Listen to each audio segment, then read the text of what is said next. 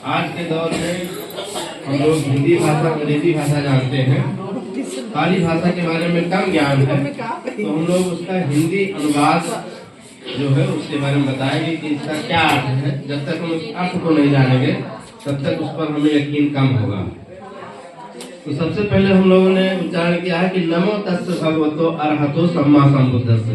इसका मतलब है कि हम उस अरहत सम्यक संबुद्ध को नमन करते हैं जिसने इस जीवन में राग द्वेष लोभ मोह को हरण कर लिया है या उस पर विजय प्राप्त किया है। उस अरहत सम्यक संबुद्ध को हम 3 बार नमन करते हैं। वो अरहत सम्यक संबुद्ध कोई भी हो सकता है, हम आपके बीच का भी व्यक्ति हो सकता है, जो एक निश्चित मार्ग है उस मार्ग पर चलेगा वो अरहत सम्यक संबुद्ध बन सकता है। उसमें कोई जात विशेष का ये नहीं है कि कोई इस जाति का व्यक्ति है तो वो बनेगा और दूसरा नहीं बनेगा। जो उस कर्म को करता जाएगा वो बन सकता है। उस तथागत के बताए हुए मार्ग पर चलेगा, वो अपने जीवन के अंतिम लक्ष्यों को प्राप्त कर सकता है, जानकारी हासिल कर सकता है। फिर हमने जो तथागत बुद्ध ने 5 सील गृहस्थों को दिया है, उसमें सील कई है, 8 सील है, 10 सील है। जो घंटे लोग हैं वो और ज्यादा सीलों का पालन करते हैं। हम उपासक गण हैं, गृहस्थ हैं, हमको 5 सील अगर पालन करें तो हमारा जीवन सुखमय होगा। तो पहला सील हम लोगों ने भी उच्चारण किया, पाणातिपाता वेरमणि सिक्खापदं समाधियामि। यानी हम किसी की अकारण जीव हिंसा नहीं करेंगे। अगर कोई कारण पड़ जाता है, जैसे मान लीजिए सांप निकल आया, हमको डसने जा रहा है, उस कंडीशन में उससे बचने के लिए हम उस पर वार कर सकते हैं, लेकिन ये नहीं कि वो अचानक को बैठा हुआ है उसको हम छेड़ रहे हैं। उस कंडीशन में हमें उस पर हमला नहीं करना है। कुत्ता सोया हुआ है और हम रास्ते से जा रहे हैं तो उसको मारते हुए जाएगा, अगर हम उसको छेड़ेंगे तो हम पर वो हमला करेगा। तो हम अकारण किसी जीव हिंसा नहीं करेंगे। फिर है आदि न दाना वेरमणि सिक्खापदं समाधियामि। इसका मतलब है कि हम बिना किसी की कोई भी वस्तु है तो बिना हम दिए उसको ग्रहण नहीं करेंगे। हम ऐसी शिक्षा ग्रहण करें कि किसी की वस्तु को हम चोरी ना करें। अगर हमें उसकी आवश्यकता है तो उस व्यक्ति से हम मांगे, वो अगर देना चाहे देता है तो हम उसको ग्रहण करें। ये 2 सील ये हो गए। तीसरा हुआ कि मूसा वाला वेरमणि सिक्खापदं समाधियामि। इसका मतलब हुआ कि हम चुगली नहीं करेंगे, किसी की अनावश्यक आलोचना नहीं करेंगे। अगर हम झूठे किसी व्यक्ति के बारे में किसी व्यक्ति से कहते हैं और वो व्यक्ति वो बात नहीं कहता है तो अनावश्यक उसके मन में द्वेष भावना भर जाती है और कहीं ना कहीं उसके मन में मतभेद हो जाता है। तो हम चुगली नहीं करें, आलोचना न करें। इससे हम मधुर वचन बोले, हम कटुक वचन ना बोले। वैसे भी कहा गया है मधुर वचन है औषधि, कटुक वचन है तीर। अगर हम किसी को कड़वा वचन बोलते हैं तो अनावश्यक को गुस्सा करता है, हमसे नफरत के भाव अपने मन में पाल लेता है। तो हमें मधुर वचन बोलना चाहिए, आलोचना नहीं करनी चाहिए, कड़वी वचन हमें नहीं बोलना चाहिए। इन बातों को हमें ग्रहण करना चाहिए। फिर है सुरा मेरे मध्य पामद ठाना वेरमणि सिक्खापदं समाधियामि। अगर हम सुरा मीन्स कच्ची पक्की शराब हो गया, गांजा बीड़ी सिगरेट, अगर इसका सेवन से हम बचते हैं तो हमारा परिवार सुखमय होगा। कहते हैं कि अगर दारू पीने लगा आदमी तो बुढ़ा कभी नहीं होता है। बुढ़ा का मतलब होता है कि उसको पूरा जीवन पूरा ही नहीं करता है, वो बीच में ही स्वर्गवासी हो जाता है। तो इससे हम बचें तो हमारा परिवार सुखमय होगा, समाज बेहतर होगा, हमारे अच्छे संस्कार विकसित होंगे। भैया ये तो कहीं आपने एक्सप्लेन कर दिया, आपकी बात का सीधा कभी नहीं होता है। ये तो बार वाली बात आपने एक्सप्लेन कर दी। नहीं, कहावत भी है कि बूढ़ा नहीं होता है, वो पहले ही मर जाएगा तो उसका परिवार समझ लीजिए तहस नहस हो जाएगा, उसका परिवार ढंग से नहीं चल पाएगा। फिर है एक बीच में छूट गया, कामेषु मिच्छाचारा वेरमणि सिक्खापदं समाधियामि। इसका मतलब है कि हमारा जिसके साथ जैसा रिश्ता है, भाई बहन का, बहू का, माता का, पिता का, बुआ का, जिसका जिसके साथ जैसा रिश्ता है उसका उस हिसाब से व्यवहार करना चाहिए। क्योंकि संसार में जो है सबके रिश्ते अलग अलग बनाए हैं, उस रिश्ते के अनुसार हमें आचरण करना चाहिए, हमें व्याचार से बचना चाहिए। अगर इसका पालन करते हैं तो हम सुखमय जीवन हमारा होगा और समाज को हम अच्छी दिशा दे पाएंगे। इन्हीं 5 सीलों पर बाबा साहब अम्बेडकर ने संविधान में सारी व्यवस्था कर रखी है। अगर इन 5 सीलों का अगर हम पालन नहीं करते हैं, हिंसा करते हैं, तो अगर हिंसा करेंगे तो 302 की धारा लगेगी। पहले सेल का पालन नहीं करते हैं तो हम संविधान के दायरे में आ जाएंगे। दूसरे सेल का अगर हम चोरी करते हैं, किसी की कोई वस्तु को चुरा लेते हैं बिना उसके बताए, तो हमें 420 की धारा में हमें जेल अंदर जाना पड़ेगा। तीसरा, अगर हम दारू शराब पीते हैं तो हम नशाखोरी एक्ट के तहत जेल जाएंगे। अगर हम छेड़खानी करते हैं, व्यभिचार करते हैं तो उसके तहत हम जेल जाएंगे। तो बाबा साहब अम्बेडकर ने भी इन्हीं सीलों को तोड़ने के प्रति ही कानून बना रखा है कि अगर हम इन सीलों का पालन नहीं करते हैं तो हम खामखा अनावश्यक परेशानियों में फंस जाते हैं और हमारा जो विकास होना चाहिए वो हम पतन के रास्ते पर जा जाते हैं। ये हुआ त्रिशूल पंचशील। और बाबा साहब के जो विचार हैं, मुख्यतः बाबा साहब ने कहा है कि हमें मत पूजिए, हमारे विचारों को आचरण में ढालिए। तो उनकी 22 प्रतिज्ञाएं हैं। उन 22 प्रतिज्ञाओं का जिक्र तो काफी लंबा हो जाएगा, लेकिन पहले में तो लोग बिखर जाते हैं। जैसे पहला, अगर जो 22 प्रतिज्ञा का पहला है कि मैं देवी देवताओं गौरी गणपति को मैं पूजा नहीं करूंगा, इसी में सारे लोग नाराज हो जाते हैं कि देवी देवताओं की बुराई करने लगे। लेकिन उनके जो 22 प्रतिज्ञाएं और बताई हैं, उसमें सारे बुद्ध के जो सिद्धांत है उसको बताया है कि हम सीलों का पालन करेंगे, अच्छे आचरण करेंगे। उन 22 प्रतिज्ञाओं में पहले 3 आचरण में ही सभी लोग उससे मुख मोड़ लेते हैं। ऐसा नहीं करना चाहिए। उससे वो क्या कहते हैं कि कोई दवा लीजिए, दवा के में जो परहेज बताया जाता है कि इस परहेज करिएगा तो इससे हमको लाभ मिलेगा। तो बाबा साहब अम्बेडकर ने जो पहली 5 प्रतिज्ञाएं बताई हैं वो परहेज है। उस परहेज को पहले आप कर लेंगे तो हमारा और आगे की जो प्रतिज्ञाएं हैं उसका पालन करेंगे तो हमारा परिवार बहुत आगे जाएगा। हम उन्नत के बहुत ऊंचे आयाम पर पहुंचेंगे। और जिन जिन लोगों ने पालन किया है वो आगे बढ़े हैं, और जो इन सीलों को नहीं पालन किया वो कहीं ना कहीं पीछे गर्त में है। ये समाज में आप जाकर के खुद देख सकते हैं। तो हमारा सभी आए हुए आगंतुकों से यही विनम्र निवेदन है कि बाबा साहब तथागत बुद्ध के बताए हुए सिद्धांतों पर चलें, ना कि उनकी पूजा करें। आडंबर से हम दूर रहें, छल दंभ पाखंड द्वेष से हम दूर रहें। इन्हीं चीजों के साथ मैं अपनी बात को विराम देता हूँ। आगे मैं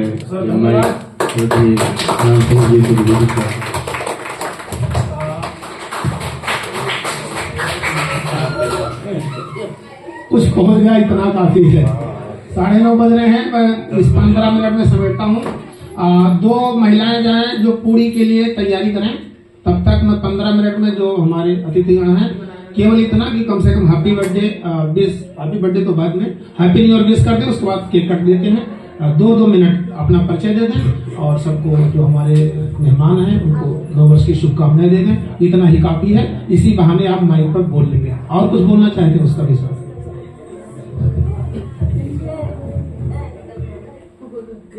आज जन्मदिन के अवसर पर आए हुए सभी अतिथिगणों का हार्दिक स्वागत और अभिनंदन है। और आए हुए सभी लोगों को 9 वर्ष की हार्दिक शुभकामनाएं और मंगल कामना करता हूं कि आने वाले वर्ष में प्रत्येक क्षण खुशियों और सफलताओं से परिपूर्ण हो। इसी के साथ हम श्री भास्कर जी, माननीय भास्कर जी के पत्नी को जो है जन्मदिन की ढेर सारी शुभकामनाएं और पूरे परिवार को ढेर सारी शुभकामनाएं। धन्यवाद।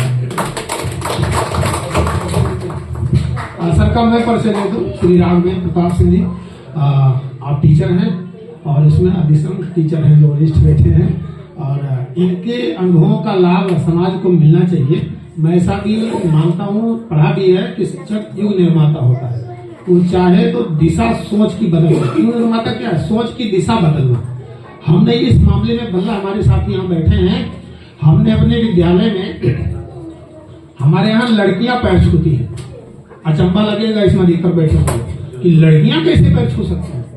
अभी भी समाज में आप जाइए, दूर लड़कियां पैर, कन्या इनका पूजन करना पता नहीं क्या। अपने अपने घर में मेरे, हाँ, नवरात्र में अपने मम्मी पापा के सामने अपने मम्मी पापा के लिए पैर छूते हैं। मेरे बच्चे मेरे पैर छूते हैं। अभी ये बच्चे हमारे ग्राम प्रधान श्री शिव प्रकाश तिवारी जी हैं, उनके घर गए थे, उनके पैर छूते। वहाँ पदस्थ हो रहा है। तो ये माता जी तिवारी जी को कहना पड़ा कि देखिए कितने संस्कारी बात। ये मैं इसलिए कहना चाहता हूँ कि शिक्षक युग निर्माता है। वो सोच बदल सकता है, दिशा बदल सकता है। तो ये काम हम सबको करना है, ये दायित्व मिला है, इसका पैसा भी मिलता है। तो ये अपना विचार बदलते रहें, परिवर्तन से घबराएं नहीं, परिवर्तन के लिए संघर्ष करना पड़ेगा। अगर वैचारिक रूप से आप मजबूत हैं तो नहीं कर पाएंगे, लेकिन वैचारिक रूप से मजबूत होना चाहिए, होना पड़ेगा, और तभी बदलाव जब बदल जाता है तब आपको लोग अच्छा कहते हैं। शुरुआत में विरोध करेंगे, लेकिन जब स्थिति बदल जाती है तो बड़े खुश होते हैं कि आपने तो वाह क्या कमाल की बात है। सर श्री जगजीवन राम जी हमारे बैचमेट हैं, 2 मिनट सर से बात कर लीजिए बैठे बैठे। आप सभी को हमारी ओर से ढेर सारी खुशियों और शुभकामनाओं के साथ नव वर्ष की बधाइयाँ, मंगल शुभकामनाएं। 2025 सबके लिए शुभ हो, सब लोग व्यस्त रहें, मस्त रहें, खुश रहें। और भाभी जी को आपके जन्मदिन के अवसर पर बहुत बहुत मुबारकबाद। और ये शायद दूसरी या तीसरी बार कार्यक्रम है, और मैं भास्कर जी की इस सोच को जो है सलाम करता हूँ कि आज ये बहुत ही अच्छा अवसर रहता है कि एक तो आपका जन्मदिन हो जाता है जो भाभी जी का, और दूसरे जो नव वर्ष के प्रथम दिवस पर हम लोग की गैदरिंग हो जाती है, दूसरे से मुलाकात हो जाती है, तो ये बहुत ही अच्छी बात है। मैं चाहता हूँ इसके लिए भास्कर जी के लिए जोरदार ताली तो बननी है। आप सभी का बहुत बहुत धन्यवाद। चलो वाह, हमारे तो बैठे हैं। 2 मिनट लिया नहीं। धन्यवाद सर, आप पदेन वरिष्ठ हैं हमसे, यहाँ नहीं पदेन हैं, यहाँ बड़े बराबर है सब। अनुज हैं हमारे छोटे भाई हैं, और अनुज बधू हैं आप हमारी, आपको जन्मदिन की ढेर सारी शुभकामनाएं, आशीर्वाद भी। और बाकी जितने मेहमान बैठे हुए हैं, बच्चे, बहनें, भाई, शिक्षक भाई, सबको नए साल की ढेर सारी शुभकामनाएं। और बहुत कुछ सीखने को मिला था, समय की पाबंदी है, आपने बिल्कुल बदलाव किया है, बदलाव के हम साक्षी भी हैं, जानते भी हैं, और बहुत अच्छा लग रहा है आपके साथ काम करके। मैं कंफर्ट हूँ, आपसे शेयरिंग होती रहती है हमारी। एक बार पुनः सबको शुभकामनाएं नए साल की, और अनुज बधू को बर्थडे की ढेर सारी शुभकामनाएं। अनीता देवी जी नाम हमने ले लिया है, मैं चाहता हूँ नहीं बोलेंगी। अरे ठीक है, सर्वेश भैया को दे दीजिए। हमारे विद्यालय का हर बच्चा माइक छीनता है। हाँ, मैं यही चाहता हूँ, हमारा जो वर्ग है, कभी बैठे तो स्वावलंबी बने। और मैं बोलूंगा भैया सर्वेश भैया बहुत बहुत धन्यवाद आदरणीय फूफा जी। एक अनूठा कार्यक्रम यहाँ पर हम लोग देख रहे हैं। आपने समय भी सिर्फ 2 ही मिनट का दिया है, तो ऐसी स्थिति में होता यह है कि हम 2 मिनट की बात को 30-40 सेकंड में ही खत्म कर देते हैं, इस चक्कर में कि कहीं 2 मिनट ना हो जाए। तो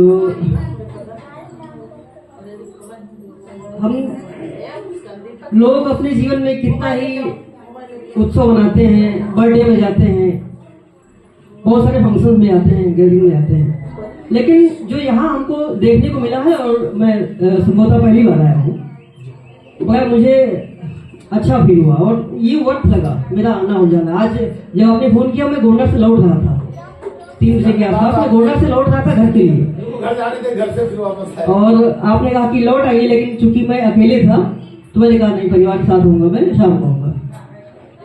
और बाबा साहब ने की बात चल रही है, उन्होंने दलितों के लिए तो किया ही, लेकिन महिलाओं के लिए भी काफी कुछ किया है। उन्होंने तो कर दिया, लेकिन देखने वाली बात यह है कि क्या महिलाएं, मान लीजिए कि वो किसी मुकाम पे भी पहुंच गई हैं, वो सरकारी नौकरियां करती हैं, कुछ अपना सेल्फ डिपेंड है, लेकिन क्या उनको उस घर में वो इज्जत मिल रही है? अगर नहीं मिल रही है तो ये सोचने की बात है।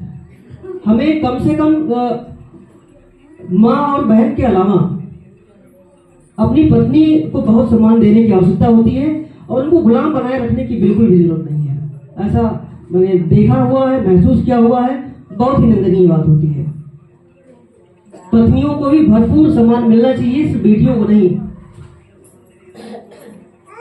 ये मेरा एक दर्द है, बदलेगा तभी। ये बदलना चाहिए। आपने मेरे बारे में व्यक्तिगत थोड़ी बात कर दी थी, तो अब लाजमी है उस बारे में बात करना कि जैसे माता पिता की वजह से मैंने एक डिसीजन लिया। नहीं, ऐसा नहीं था, सिर्फ माता पिता के लिए नहीं, हमारे भाई बहन स्टैंड होते, वो काबिल होते तो शायद मैं उस फैसले को मान लिया होता, लेकिन मुझे अपने भाई बहनों के लिए करना था और मैंने किया हुआ है। न सिर्फ भाई बहनों के लिए बल्कि चाचा हमारे नहीं है, उनके बेटियों के लिए, उनके बेटों के लिए काफी कुछ मैंने किया हुआ है और हमेशा करता रहूंगा। और 2 सालों पहले हमारी शादी हुई है, हमारी मिसेज भी टीचर और बहुत ही अच्छे घराने से हैं। ITI में उनका रहना हुआ है जीवन भर से, और फिर भी वो गांव में रह रही हैं और बिना किसी शिकायत के रहती हैं और उनका कोई इरादा भी नहीं है अभी कहीं गोंडा या शहर में बसने का, बिल्कुल कोई इरादा नहीं है। तो मैं भाग्यशाली हूँ। ईश्वर ने किसी के साथ कुछ गलत किया हुआ होता है तो शायद ईश्वर मतलब मेरा ये जो भी सुपर नेचुरल पावर है या हमने कुछ किया हुआ है अच्छा जीवन में तो उसका प्रतिफल हमें मिलता है, और कुछ बुरा हुआ तो उससे लाख गुना बेहतर हमारे साथ हुआ है। और मैं बहुत शुक्रगुजार हूँ अपनी पत्नी का, अपने माँ बाप का, अपने भाई बहनों का, और बहुत अच्छा ये मंच आपने दिया है और ये अनूठा कार्यक्रम है। हम सबको इससे सीखना चाहिए कि घर पे आके वो केक काटा, गुब्बारा फोड़ दिया और खा के चले गए, इसमें कुछ आनंद आता नहीं है। और आपसे हम हमेशा मुतासिर होते हैं, प्रभावित होते हैं आपकी बातों को सुन करके। आज एक बार पुनः आपको सुनने का अवसर मिला, बड़ा अच्छा लगा। आपको भी धन्यवाद और हमको अब तक सुनने के लिए आप सभी का शुक्रिया। भैया जी की बात का जवाब दे दूं। मेरी कुर्सी पर तौली नहीं लगी है और हमारी मिसेज की कुर्सी पर तौली लगी है, इसका मतलब आप समझ जाइए। आपको भी देना चाहिए, मैं ये कहना चाहता हूं। दूसरा ये कि दोनों बच्चे हमारे आ जाएं, प्रत्युष और आयुष, और समापन हमारे मौसा जी कर देंगे, उसके बाद केक कट जाएगा। और खाने के लिए भैया जी जो यहाँ थे वो तैयार हो जाएं। ये अभी वही सब सेटअप जैसे कम से कम भाई हम ये कहना चाहेंगे, कम से कम एक लेडीज के बोले ही बोले, ये बहुत जरूरी है। हाँ, ये जो कहेंगे बोली है हमारे समाज में सब लोग पढ़े जरूरी है, इससे हम सहमत नहीं है। हाँ, बदलाव तभी होगा। चाहे जितना समय लग जाए, एक दो लोग कुमार जरूर कीजिए, बोले आपने हमारा समर्थन किया, धन्यवाद। मैं तो प्रेशर में हूँ कि समय से भोजन करा के सबको विदा करूं। ये गृहस्थ का प्रेशर होता है। ये जो बदलाव है वो आपके द्वारा अच्छे से हो सकता है। एक दो तो हो ही जाए, हो जाए ठीक। इसमें गला की क्या बात है, अब ये बताते हैं। अरे और लोग हैं, बाकी लोग हैं, यहाँ गला मतलब बोलने वाली प्रतियोगिता छोड़े, सभी लोग अपनों की। इसका मकसद यही है कि आप माइक से डरिए नहीं। जिसने इस पर अपनी पकड़ बना ली उसने बदलाव कर लिया। सर मैं इतना काबिल थोड़े हूँ, वैसे करते करते पढ़ाते पढ़ाते रावत जी भी बोलते हैं हमने पोडियम बनवा रहा हूँ स्कूल बच्चों के लिए। वो डबल वाला है, हमारे साड़ू साहब बैठे यही बना रहे हैं। उसमें डबल वाला है, एक उसमें नट बोल्ट से नीचे कर देंगे तो बच्चे बोलेंगे, नट बोल्ट से ऊपर कर देंगे तो टीचर बोलेंगे। ये छोटे बच्चों फेसबुक पर जुड़े जो होंगे वो मिलेगा आपको। तो ये कुल मिलाकर आदतें कैसे बदलती है, जब हम कोशिश करते हैं, जब हम चाह लेंगे तो मेरी आदत बदल जाएगी। प्रत्युष आ जाओ बेटा, आराध्या, प्रत्युष और सब लोग आ जाओ। कम से कम 9 वर्ष की शुभकामनाएं दे दो अपने परिचय के साथ। मौसा जी 2 मिनट आपको बात करनी है। और कोई टीचर दिख रहे हैं? लक्ष्मी भाभी तो बोली सर, ये आपकी नवराशि है, आइए। हाँ वही मेरे को पहुंचा दे।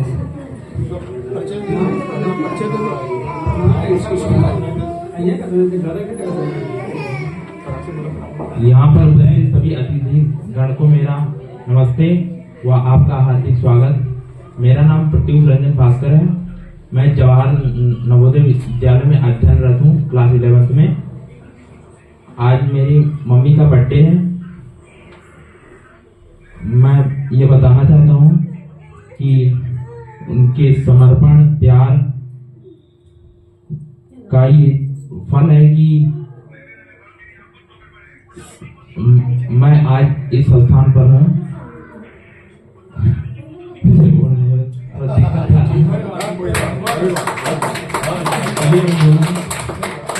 हम तो यही चाहते हैं कि बच्चे माइंड से फियरलेस हो। तो स्टेज फियर का जो सेटअप है ये किसने ये सारी क्रिएशन इन्हीं की है। दोनों दुनिया की की सारी क्रिएशन दोनों मिलके रात की बहुत बजे से कल बहुत इसे क्लास करते अच्छा हैं। किया। भैया को देखो। Thank you. मेरा नाम आयुष रंजन भास्कर है। मैं आप सभी आए मेहमानों को हार्दिक दिल से स्वागत करता हूँ।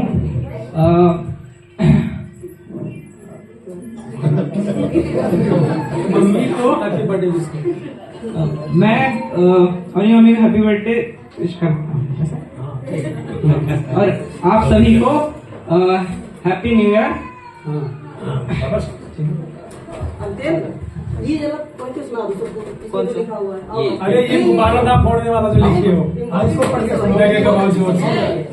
ये पढ़ दोगे तो सब समझ जाएंगे। खाने को फोड़ने आ ही जाए। कृपया गुब्बारा ना फोड़ें, क्योंकि एक छोटा सा फटना भी आपके दिल में वो अनकही ख्वाहिशें और मीठी यादें चुरा ले जाएगा जिन्हें हम हमेशा के लिए खो सकते हैं। कृपया गुब्बारा ना फोड़ें, वरना ऐसा धमाका होगा कि नासा वाले एलियन ढूंढने आ जाएंगे। आराध्या आ जाओ। आराध्या तो ये गुब्बारा नहीं फोड़ना मेहमानों से अपील है। बड़े प्रयास से बनाए हैं। तो केवल ये केक कटेगा, क्लैपिंग कर दीजिए, हैप्पी बर्थडे बोल दीजिए बस।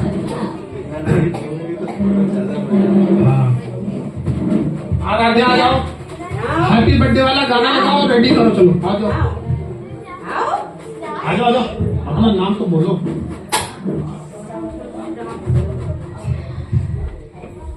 अंशिका जयंतिका हैं? हाँ? हाँ, ये तो रावत जी जा रहे हैं। रावत जी का भी हमारे जो सहायक साथी हैं, मैं इनको राइट हैंड कहता हूँ, वास्तव में है। अन्य विद्यालयों में आपको ये समस्या मिलेगी कि प्रधानाध्यापक सहायक की निंदा करता है, सहायक हेडमास्टर की निंदा करता है, तालमेल नहीं बैठती। और मुझे इतना कहना कि जहाँ तालमेल नहीं बैठता, चाहे परिवार हो चाहे संस्था हो, वो परिवार वो संस्था उन्नत कर ही नहीं सकती, उसका परफॉर्मेंस अच्छा हो ही नहीं सकता। तो मुझे ये बताना भी है अपने मेहमानों से कि परिवार में भी तालमेल सामंजस्य जरूरी है। इसी प्रकार संस्था में जहाँ भी हम कार्यरत हो वहाँ भी सामंजस्य जरूरी है, और समर्पण के साथ जब काम होता है तो बदलाव होता है।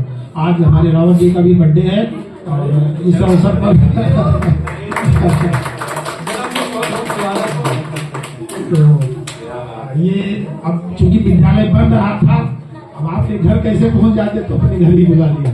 तो ये कहा कि साथ में हमारे अनिल मित्र हैं तो उसको बंद करा दो।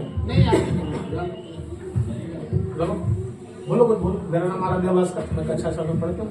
बच्चे कैसे बोलो? मेरा नाम आराध्या भास्कर है, मैं कक्षा 6 में पढ़ती हूँ। विद्यालय का नाम बोलो। मेरे विद्यालय का नाम जवाहर नवोदय विद्यालय है। आज मेरी मम्मी का बर्थडे है। आज मेरी मम्मी का बर्थडे है, मैं मम्मी को हैप्पी बर्थडे विश करना चाहती हूँ। Thank you.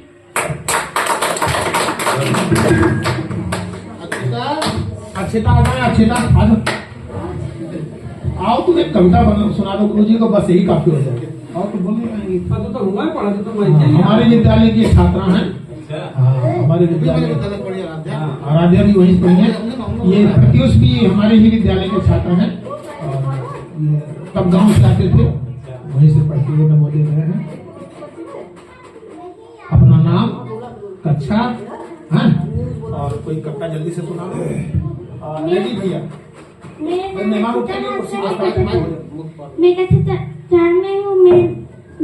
मैं कक्षा 4 में पढ़ती हूँ। कविता सुना दो। मैं आपको एक कविता सुनाऊंगा। मैं आपको एक कविता।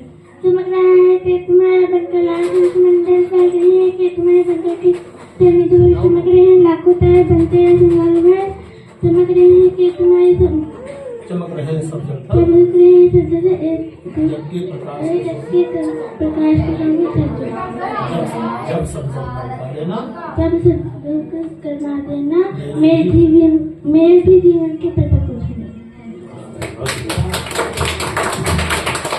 तो मैं माइक पहुंचाता हूँ हमारी भाभी जी। जब हम लोग ट्रेनिंग करते थे तो जब कभी आते थे बड़े स्नेह से आप भोजन कराती थी।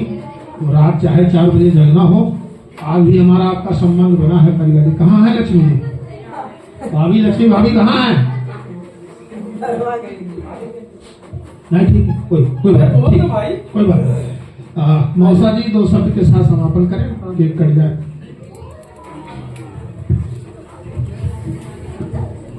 लो भैया, गाना वाना इसमें सेट है। आज बहुत सौभाग्य की बात है कि हम लोग आज 1 जनवरी 2025 का सभी को हार्दिक बधाई हो और हमारी बेटी की जन्मदिन की भी बधाई हो। इसी से समापन किया जाता है। Thank you.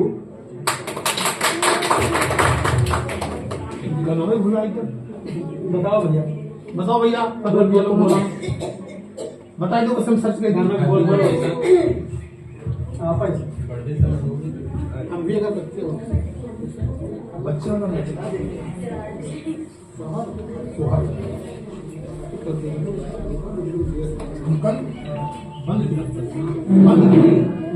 बंद कर ध्यान पूर्वक आप चलो।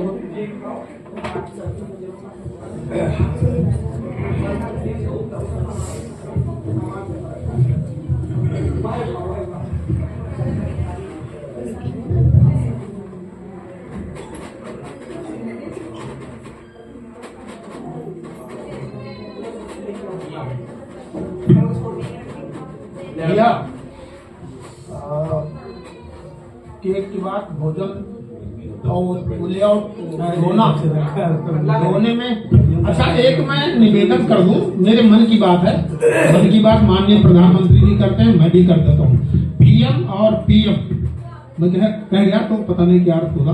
पीएम मतलब प्राइमरी मास्टर और पीएम का मतलब प्राइम मिनिस्टर।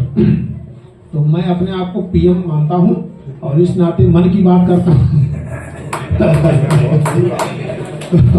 मुझे कहना इतना है कि कई जगह मैंने देखा है सर कि लोग केक काटते जब हैं तो केक चेहरे में पोत देते हैं, पता नहीं फोटो में आने के लिए।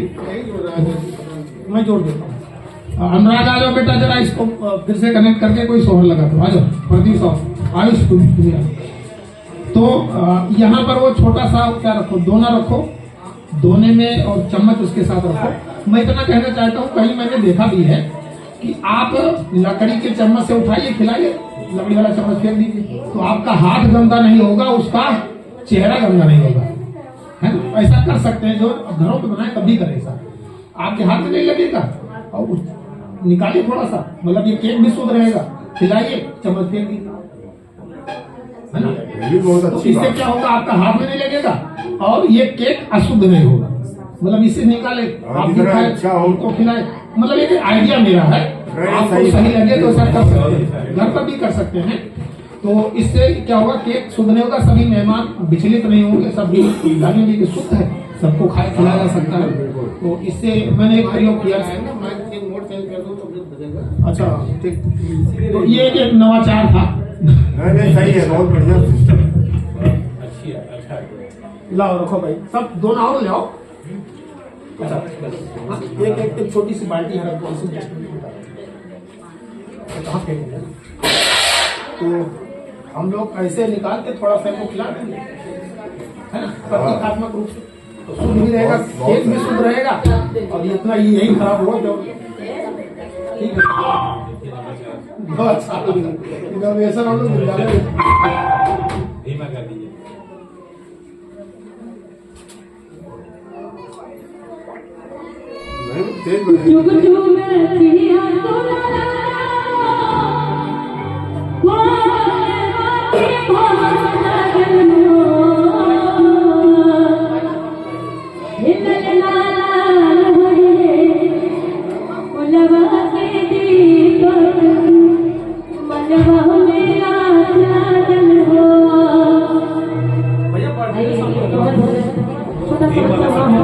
के नाम फरमाइश किया गया है।